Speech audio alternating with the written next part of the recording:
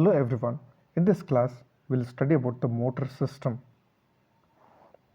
Motor cortex, which is also called as primary motor area number 4, located in the precentral gyrus. Area of cortex representing a part of body is not proportional to the size of the part, but rather to the intricacy of movements in the region.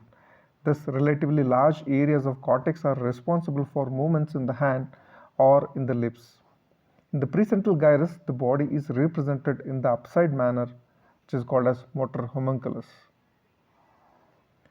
Motor homunculus. In various parts of body are topographically represented in the precentral gyrus based on the motor projection from the cortex. The feet is represented at the top of the gyrus and the face at the bottom. The facial area represented bilaterally, but the rest of the representation is generally unilateral. Stimulation of different areas produce a response on muscles of opposite half the body. The cortical representation of each body part is proportionate to the size of the skill with which the part is used in fine voluntary movement. The area involved in speech, that is the lowermost part of the face, and the hand movements, that finger, are especially large in the cortex. So this is a motor homunculus where you can see the topical representation of various parts of the body which are represented upside down in the cerebral cortex, and there are very large area for the hand and the area for the vocabulation are represented in the cerebral cortex. Additional areas of motor cortex are primarily the premotor area, that is area 6, lies anterior to the precentral gyrus. Its function are programming of motor activity and postural support for a wide variety of detailed movement. Then you have supplementary motor area primarily involved in voluntary movement which are complex and involve planning. There is also frontal eye field, which is area 8, and occipital eye field, so which are involved in the vision. Pyramidal tract. This is the longest tract starting from the motor cortex and reaching the last segment of the spinal cord. The pyramidal tract fibers pass from the motor area to the spinal ventral horn and to the motor nuclei of opposite side. The pyramidal tract fiber to the spinal ventral horn cells constitute the corticospinal tract. The pyramidal fibers to the motor cranial nerves, that is 3, 4 in the midbrain, 5, 6, 7 in the pons, and 9 and 12 in the medulla constitutes corticobulbar tract. See the origin of corticospinal tract. 30% is from the motor cortex, that is area number 4 in the precentral gyrus. 30% is from premotor area, that is area number 6, and 40% is from somatosensory area itself, that is somatosensory area 1 and 2. Course of pyramidal tract. The pyramidal tract fibers arise from the bed cells of cerebral cortex. They converge towards brainstem as a radiating mass of fibers called corona radiata to reach the internal capsule. In the internal capsule, it lies in the bend, which is also called as genu, and the anterior 2/3 of the posterior limb. In internal capsule, the PT fiber get intermingled with the extrapyramidal fibers, that is EPT, and therefore lesion in this region includes both pyramidal tract and extrapyramidal tract fibers. In midbrain, it lies ventral to the substantia nigra, occupying the middle 3/3 of this region. In pons, they occupy the most ventral aspect in front of the trapezium. Here, the compactness of bundle is loosened. In medulla, they are scattered fibers and are reunited to compact bundle. This compact bundle now produce an elevation in the medulla, which is called as pyramid. In the lower part of the medulla, 80 to 85% of the fibers cross the opposite cross to the opposite side and enters the lateral white column called lateral corticospinal tract, which are crossed and indirect, and it extends throughout the spinal cord. And about 15 to 20% of the fibers, they do not cross and enter anterior white column near the median fissure called anterior corticospinal tract, which are uncrossed and also called as direct fibers. Through interneurons, they cross the midline, and when it reaches the level of muscles, it controls, and it does not extend beyond the lower cervical or mid-thoracic region. So this is the diagram showing of the pyramidal tract, which are going to arise from the primary motor cortex, somatosensory cortex, and supplementary area, and from they form corona radiata, so which passes through the internal capsule, and these fibers subsequently they descend into midbrain, pons, and medulla. In the medulla, almost 85% of the fibers they decussate to reach to form a lateral motor tract, and which are going to innervate the anterior motor neurons till the lowest part of the spinal cord, whereas some of the uncrossed fibers they are going to descend into the anterior white column, and from there they are going to go to the opposite side of the spinal cord to innervate the muscles, and these fibers reach up to only the cervical or thoracic part. Functions of pyramidal tract. Lateral corticospinal tracts convey the motor impulses to the spinal cord for controlling voluntary movements, especially fine and precise movements of fingers and hands to carry out skilled work.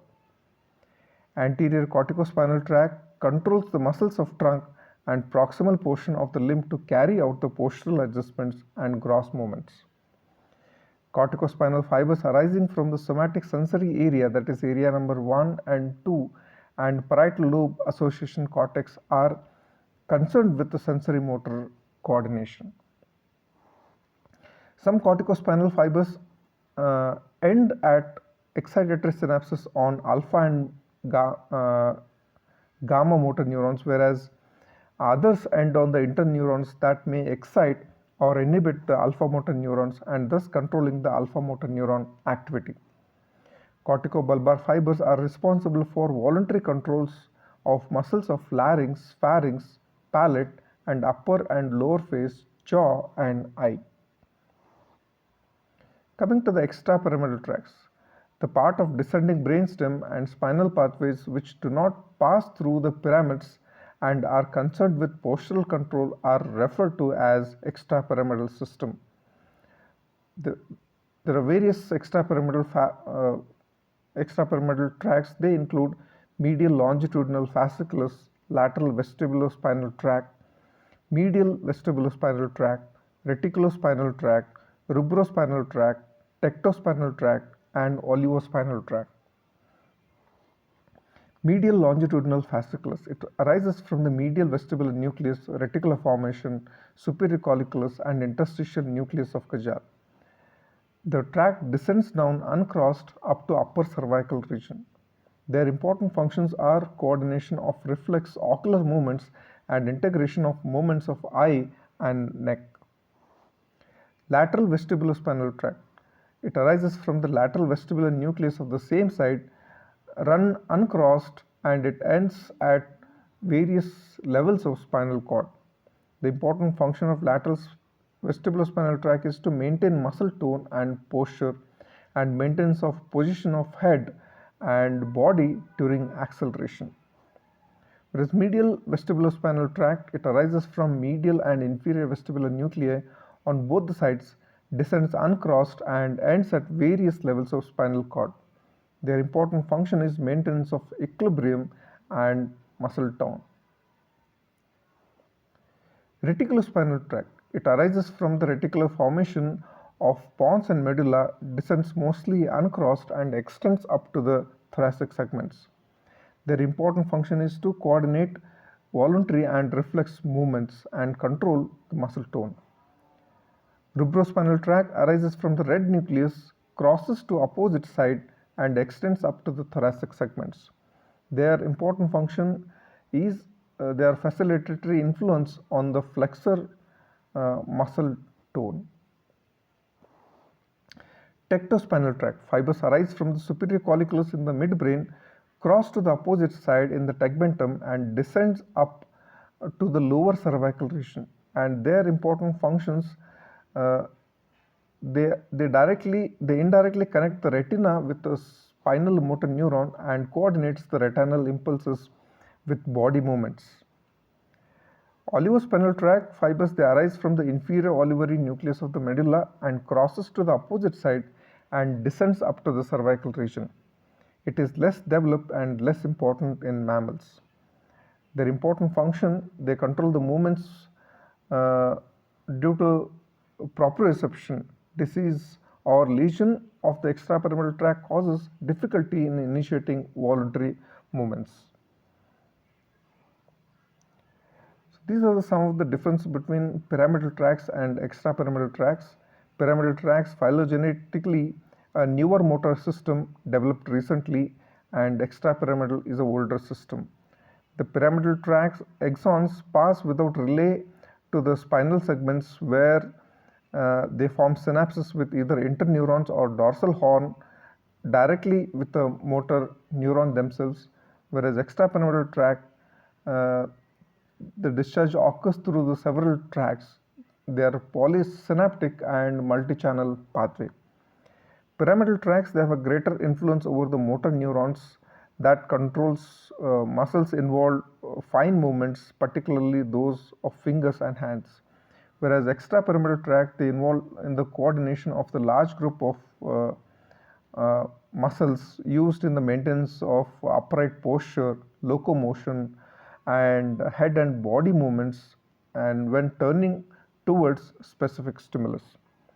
The pyramidal tract's lesions produces spasticity, whereas the rigidity produced in case of extrapyramidal tract. The pyramidal tracts starts functioning after the completion of myelination at the second year after birth, whereas extrapyramidal tract starts functioning from before the birth. The pyramidal tracts, the rate of conduction of impulse is lower and it is faster in extrapyramidal tract. Pyramidal tracts, only facilitatory fibers are present, wherein extrapyramidal both facilitatory and inhibitory fibers are present. Coming to the applied aspect, upper motor neuron. Lesions, due to the lesion of the upper motor neurons, that is the corticospinal tract neurons that innervate the spinal motor neurons, but they can also include brainstem neurons that controls spinal motor neurons. Lower motor neuron lesions. It is due to the lesion of the lower motor neurons, that is the spinal and cranial motor neurons that directly innervate the muscles. For example, anterior poliomyelitis is the anterior horn cells are damaged. Some peculiar terms related to the motor tracts, hemiplegia, the paralysis of the half the body. There are two types of hemiplegia, dense hemiplegia and crossed hemiplegia. Dense hemiplegia, here the lesion occurs at the internal capsule.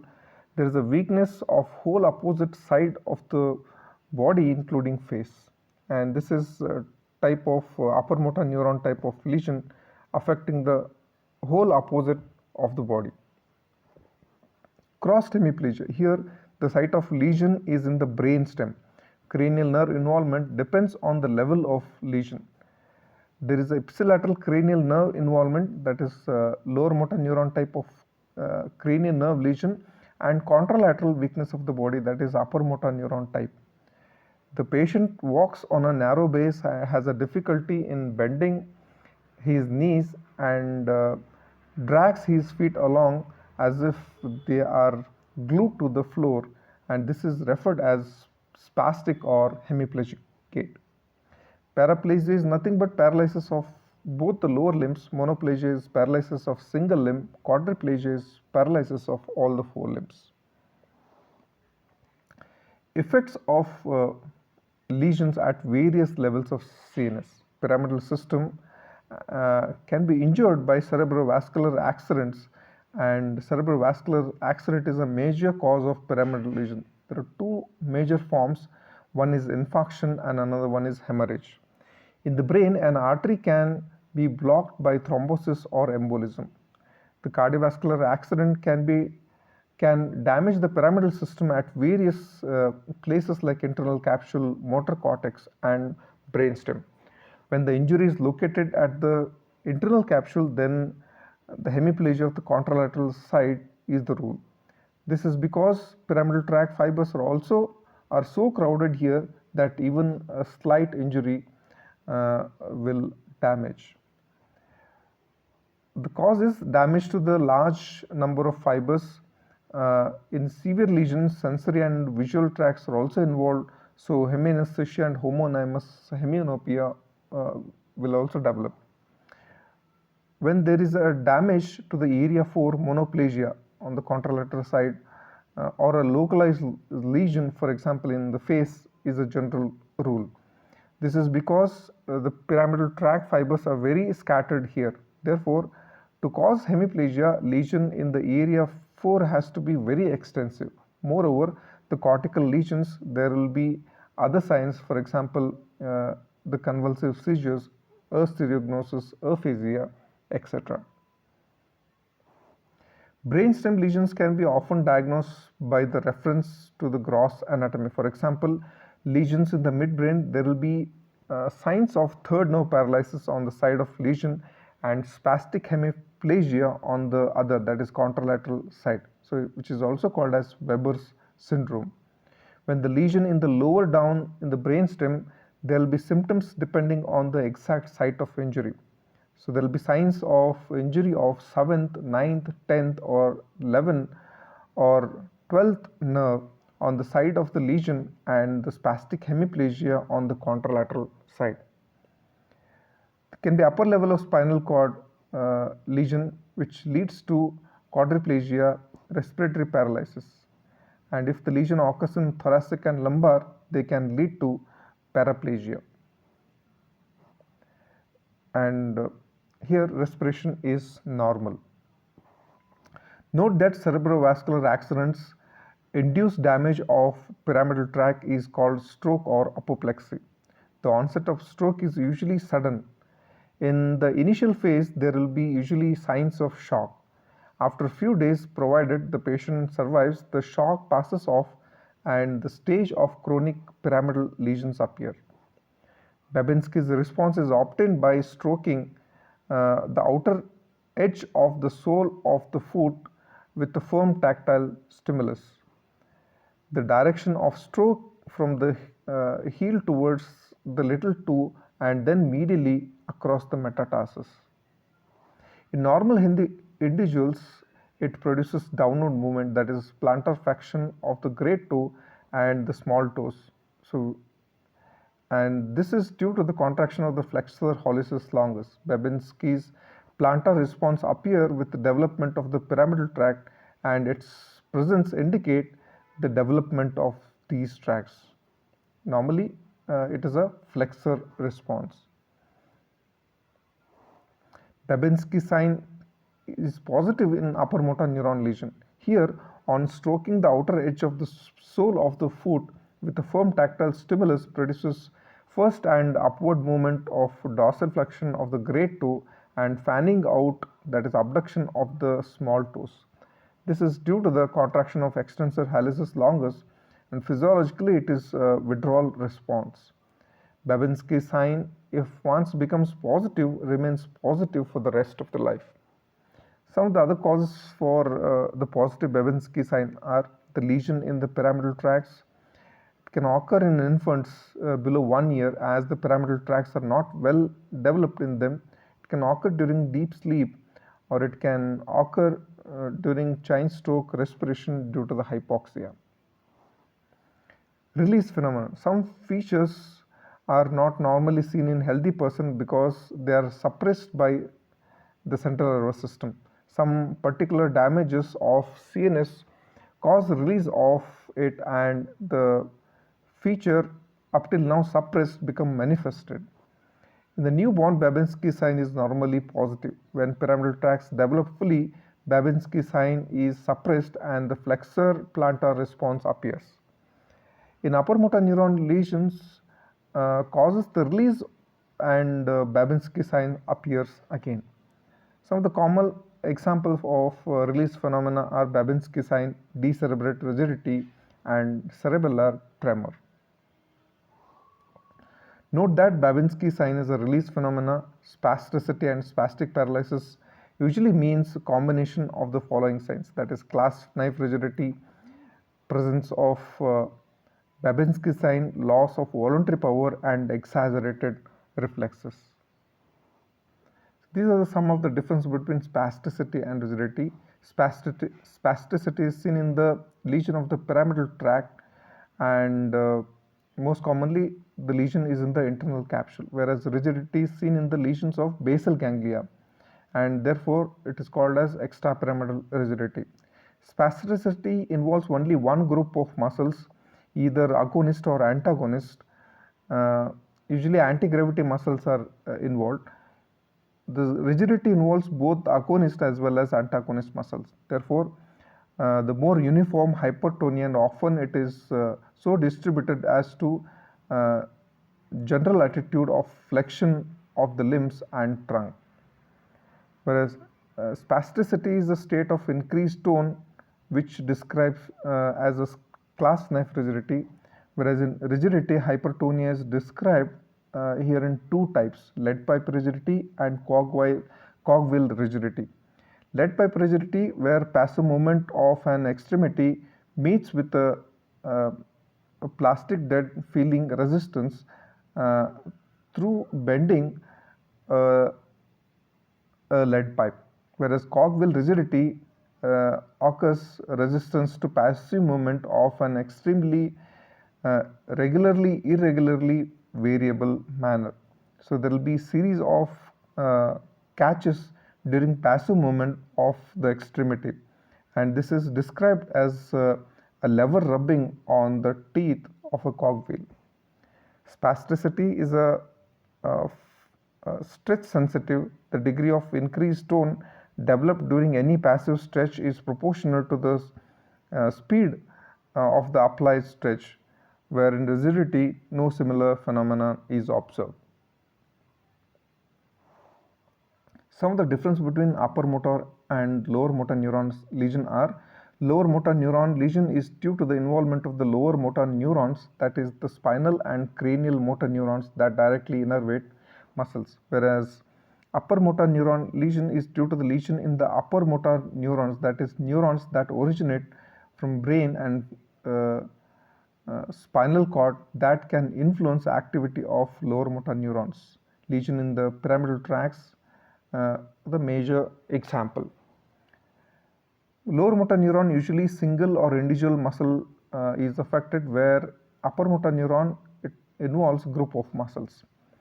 In lower motor neuron lesion, flaccid paralysis occurs, that is muscles become completely paralyzed. There will be hypotonia, and this is due to the complete loss of muscle tone as integrity of reflex arc is lost. In upper motor neuron lesion, spastic paralysis occurs, that is affected muscles become hypertonic. It is due to the mainly because of the release phenomena, that is loss of higher inhibitory control. It occurs because of the innervation hypersensitivity of centers below the transaction. In lower motor neuron, all the reflexes superficial and deep are lost as motor pathway is damaged, where in upper motor neuron lesion, superficial reflexes are lost but deep reflexes are exaggerated. Deep reflexes are exaggerated because of increased gamma motor neuron discharge. In lower motor neuron, gross muscle wasting occurs as all muscles are paralyzed. Disuse atrophy of the muscle occurs, that is shrinkage of the muscle fiber occurs finally. They are replaced by fibrous tissue, whereas in upper motor neuron, minimal wasting occurs. That occurs because they're continuously in action to maintain posture by reflexes. In lower motor neuron, usually fasciculation and fibrillations are present, whereas in upper motor neuron, there are no fasciculation or fibrillation. So this is in brief about the motor system, that is pyramidal, extrapyramidal tracts, and some of the applied aspects related to that. Thank you.